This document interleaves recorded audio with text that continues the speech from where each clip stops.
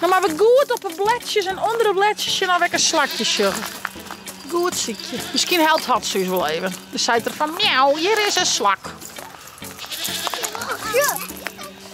Ja, dat is een schelp, hé.